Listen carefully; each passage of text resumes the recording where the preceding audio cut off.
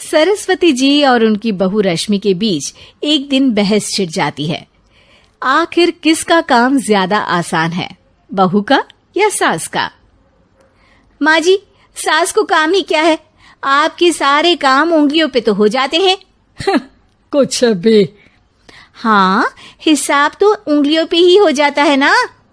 अरे बेटा, ऐसा सिर्फ अभी लगता है।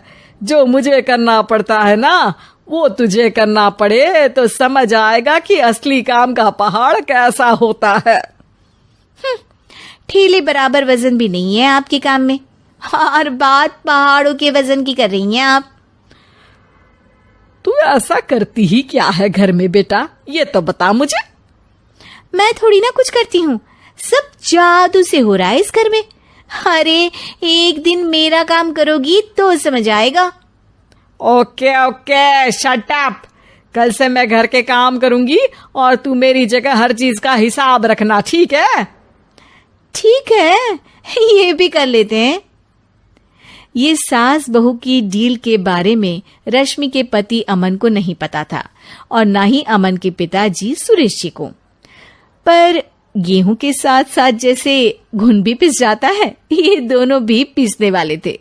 सुबह अमन उठकर रेडी होता है ऑफिस जाने के लिए, तो पता है उसके कपड़े नहीं निकले हुए हैं। अरे रश्मि, तुमने मेरे कपड़े नहीं निकाले? अपनी माँ से पूछो ना, उन्हीं का काम है ये। अमन अपनी माँ के पास जाता है।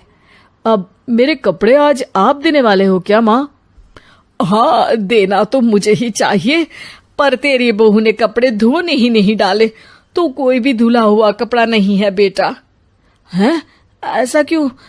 कपड़े तो धोने आप ही देते हो ना माँ? अरे बहू ने तुझे बताया नहीं, अब हम अदल बदल गए हैं।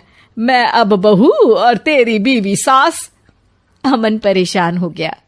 वो बिना इस्त्री के कपड़े पहनकर ऑफिस चला गया। सरस्वती जी अपने घुटने के दर्द के कारण झुककर घर साफ नहीं कर पा रही थी और ना ही खाना बनाना याद रख पाई। उधर रश्मि पहले ही दिन घर की चाबी घुमा चुकी थी और 300 रुपए का हिसाब अलग नहीं मिल रहा था। पर दोनों का ही घमंड कैलाश पर्वत से भी बड़ा था और दोनों ही खेमे एक दूसरे की बात मानने को बिल्कुल तैयार नहीं थे।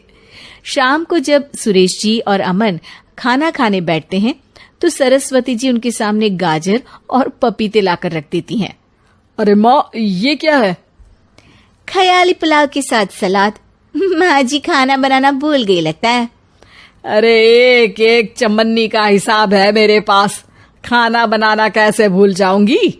ये तो मैंने पढ़ा था कि फल फ्रूट खाने से सेहत अच्छी रहती है, इसीलिए ये ले, एक फल खा ले।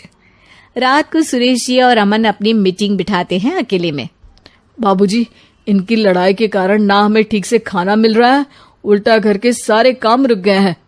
हाँ बेटा, 2 भैंसों की लड़ाई में बेचारे खेत के पौधों का भी नुकसान हो रहा है।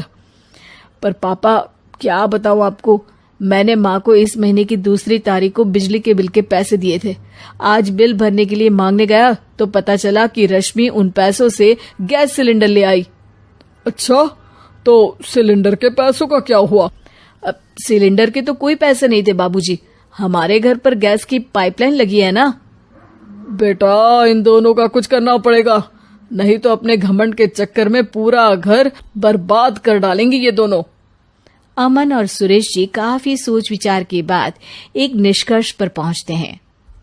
रात ही को दोनों अपनी पत्नियों की अलमारी से नई साड़ी निकालते हैं और सुबह जब रश्मि और सरस्वती जी उठते हैं तो देखते हैं कि दोनों पति साड़ी पहनकर चढ़ाव पर सब्जियां काट रहे हैं।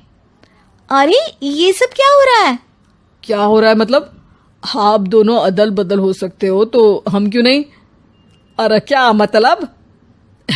नहीं नहीं, मेरी भी बचपन से किसी की बहू बनने की इच्छा थी, तो आज से सरस्वती तुम बड़ी बहू, मैं मिडल बहू और अमन छोटी बहू। अरे लेकिन सब घर पर बैठ जाएंगे तो कमाएगा कौन?